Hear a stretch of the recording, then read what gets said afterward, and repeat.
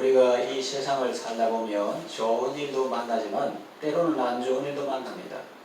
선하고 친절한 사람도 만나지만 악하고 까다로운 사람도 만납니다. 그래서 슬프기도 하고 우울해지기도 하고 심지어는 병들어 아프기도 합니다. 우리는 다른 사람에게 스트레스를 주어서도 안 되지만 스트레스를 받아서도 안 되겠습니다. 사람이 어떻게 그럴 수 있느냐고요? 주위를 한번 살펴보십시오. 같은 일을 만나도 어떤 사람은 스트레스를 받는데 어떤 사람은 받지 않습니다. 그런 걸 보면 사람은 환경의 영향도 받지만 자기 내면의 마음가짐은 더욱 중요하다는 것을 알 수 있습니다. 성경은 말씀합니다. 악을 행하는 자들 때문에 불평하지 말라. 불의를 행하는 자들을 시기하지 말라. 여호와를 의뢰하고 선을 행하라. 여호와를 기뻐하라. 내 길을 여호와께 맡기라. 그렇게 말씀하고 있습니다.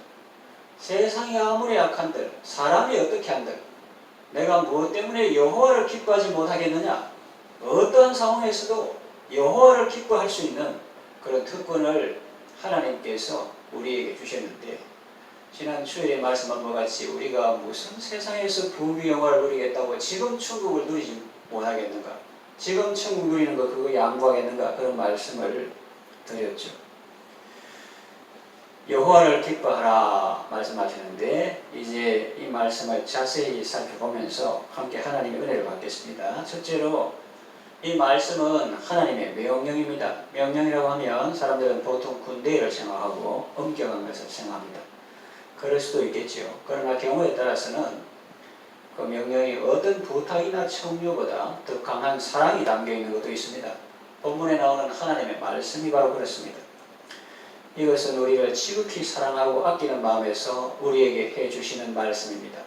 우리는 보통 악한 사람들이나 불의한 환경 속에서, 시편 기자가 기록한 이러한 환경 속에서 보통 어떻게 반응하려고 합니까?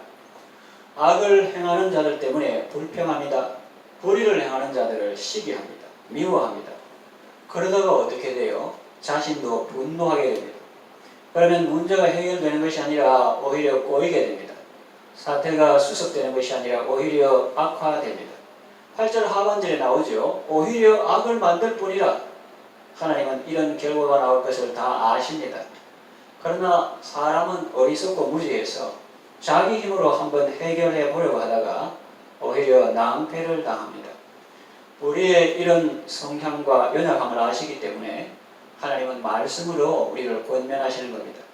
어떤 악한 사람을 만나더라도 그 사람 때문에 내가 손해보지 마라.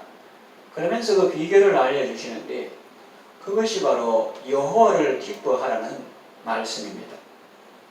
악한 사람을 너무 생각하지 말라는 겁니다. 불의를 행하는 사람을 너무 묵상하지 말라는 겁니다.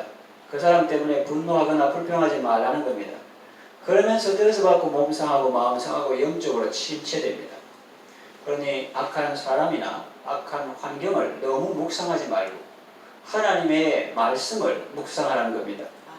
악한 사람이나 안 좋은 환경을 너무 생각하지 말고 하나님을 생각하고 하나님을 바라보고 하나님을 의지하라는 겁니다. 너의 길을 여호와께 맡기라는 겁니다.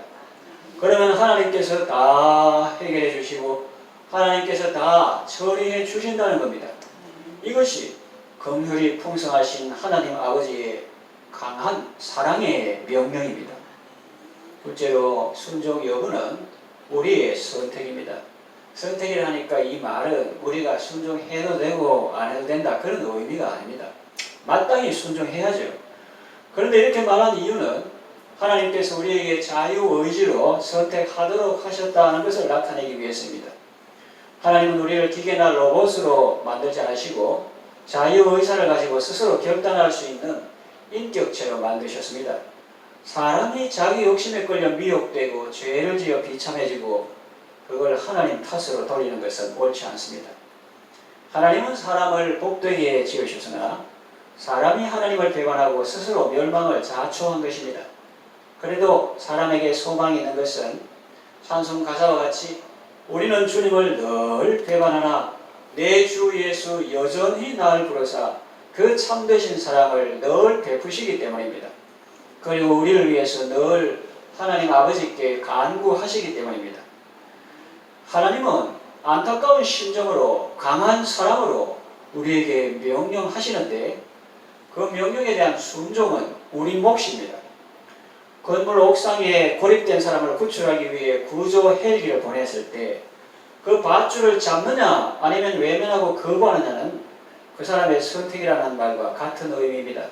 본인이 선택해야 합니다. 주 예수님이 대문 밖에서 문을 두드리실 때 마음의 빗장을 단단히 걸어 잠그고 못 들어오게 하실지 아니면 마음문을 활짝 열어 영접할지 그건 본인이 선택해야 합니다. 내가 거부하는데 문을 부수고 억지로 쳐들어오시지는 않습니다.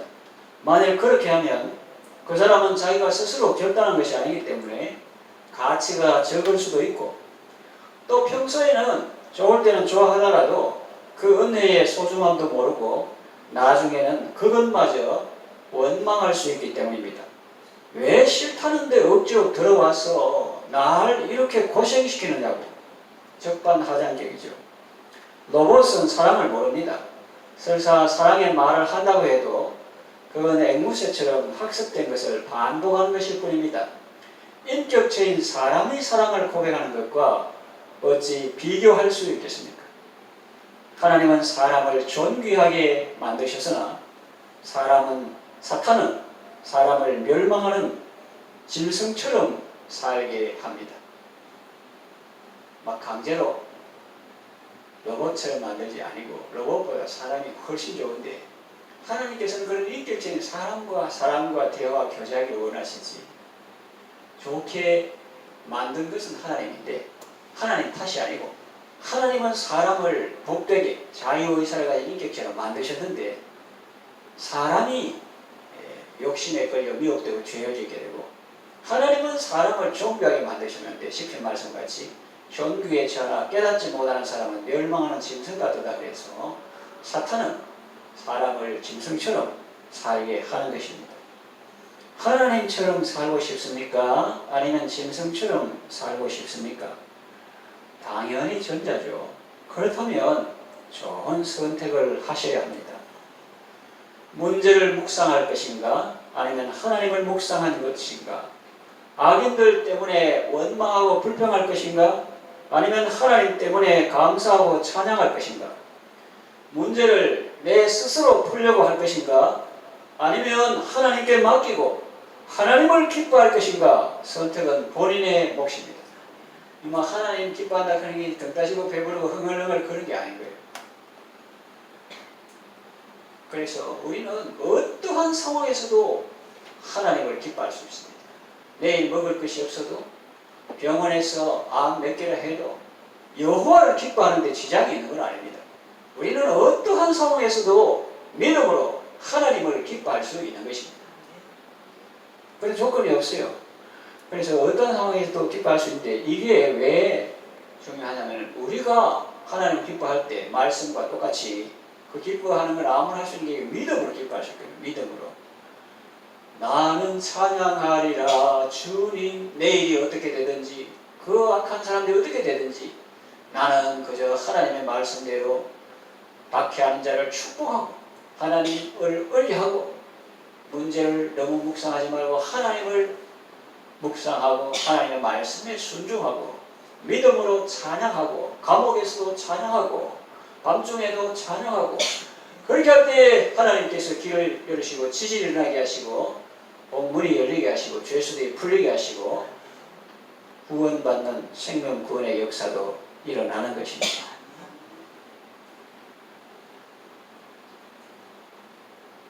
하나님께 맡기고 하나님을 기뻐하실 것인가? 아니면 몇 푼 안 되는 내 지혜로 내 힘으로 해보려고 스스로 풀려고 발버둥 칠 것인가? 선택은 본인의 몫입니다. 셋째로 순종할 때 복을 받습니다.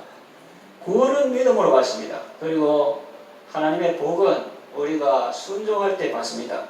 이것은 성경 전체를 통해서 계속 강조되고 있는 말씀입니다. 구석이 서만이라도 꿰어야 복이지요. 부뚜막에 소금도 집어넣어야 짭니다.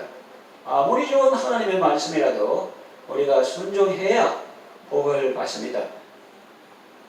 그러니까 아까 선택이다 하니까 왜 민주주의 자유인데 그걸 왜한테 그런 아주 초등학생 같은 말을 하면 안 되는 거예요.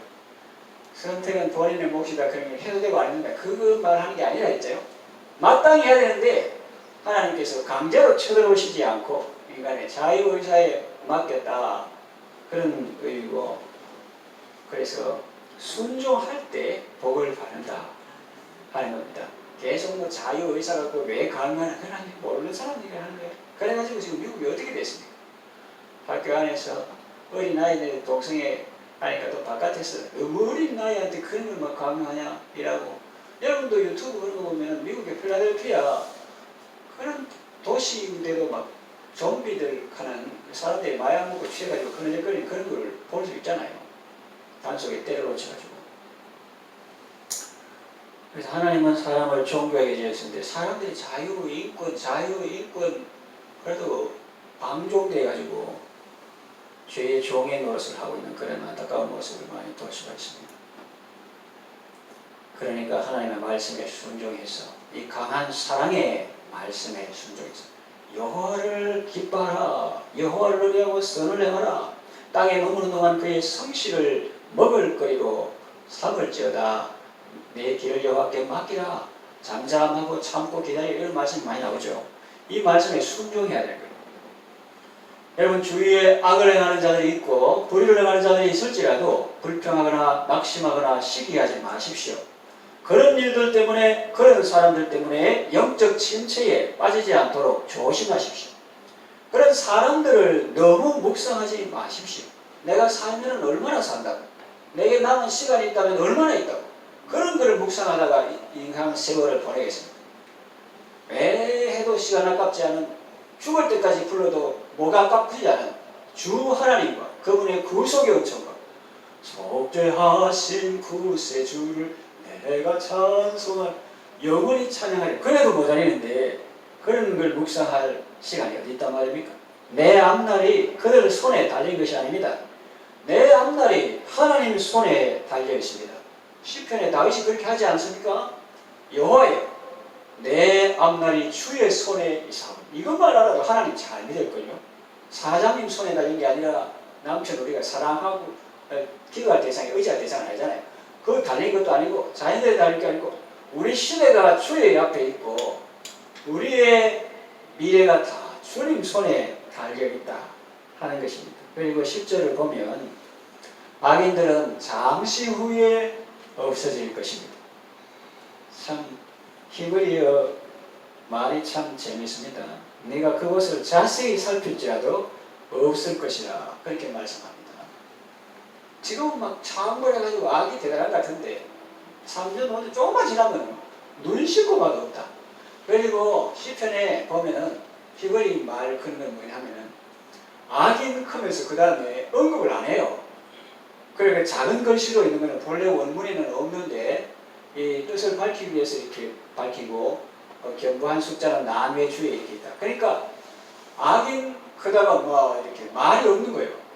말을 안 해. 왜냐면 없기 때문에 안 하는 거예요. 그래서 이걸 재밌다 이렇게 하는 거예요. 잠시 후에 없어질 것이다. 그것을 자세히 살필지라도 없을 것이다 그랬어요. 또 2절을 보면 그들은 풀과 같이 속히 배임을 당할 것이며 풀은 채소같이 쇠잔할 것이라 그렇게 말씀합니다. 풀 얼마나 무성합니까? 밭에 가면 엄청나게. 그러나 저기다 뭐 하거나 뭐 이렇게 뽑아가지고 해놓으면은 금방 쇠잔하고 시들고 그렇게 되죠. 악인들의 세력이 그와 같다는 거죠. 그러니 하나님과 좋은 관계를 맺고 하나님을 의지하십시오. 언제나 하나님을 생각하십시오. 우리에게는 도리의 사도시며 대제사장이신 예수님을 깊이 생각하십시오. 믿음의 주요 또 온전케 하시는 이 예수님을 바라보십시오. 언제나 하나님을 기뻐하십시오. 그것이 여러분이 사는 길입니다. 그러니까 저는 아플 때도 목이 아프고 감기 그럴 때도 하나님만 기뻐하고 산에 가서 또 운동 철봉하면서 또 하나님께 기도하고. 그러니까 보통 사람들은 잘 될 때 건강할 때 뭐 있을 때 행동할 때 기뻐하지만 그거는 천수답이라고 비가 오면 농사되고 비 안 오면 못 짓는 그 전천후 농사는 아니고요. 이 전천후 믿음은 안 될 때도 감사하고 하박국처럼 없을 때도 감사하고 아플 때도 감사하는 그것은 믿음이 있기 때문에 하나님을 믿기 때문에 언제나 하나님을 기뻐하는 것입니다. 그것이 바로 여러분이 사는 길입니다. 그것이 여러분이 악에게 해를 입지 않고 승리하는 비결입니다. 여러분이 어떤 상황에서든지 하나님을 바라보고 하나님을 기뻐하면 하나님께서 여러분의 마음의 소원을 이루어 주십니다. 제가 지금 하는 말이지만 성경에 있는 걸 그대로 여호와를 기뻐하라 그가 내 마음의 소원을 이루어 주시리라 그랬잖아요. 어떤 상황에서든지 여러분의 길을 하나님께 맡기고 순종하면 하나님이 이루시고 여러분의 의를 빛같이 나타내십니다. 여러분 모두 악한 자들 때문에 또 악한 환경 때문에 손해보지 말고 하나님 덕분에 기쁨을 얻고 승리하는 삶을 살아가시기를 바랍니다. 기도하겠습니다. 하나님 아버지, 우리가 이 세상을 살다 보면 넘지 못할 산을 만나기도 하고 참지 못할 분노를 느낄 때도 있습니다.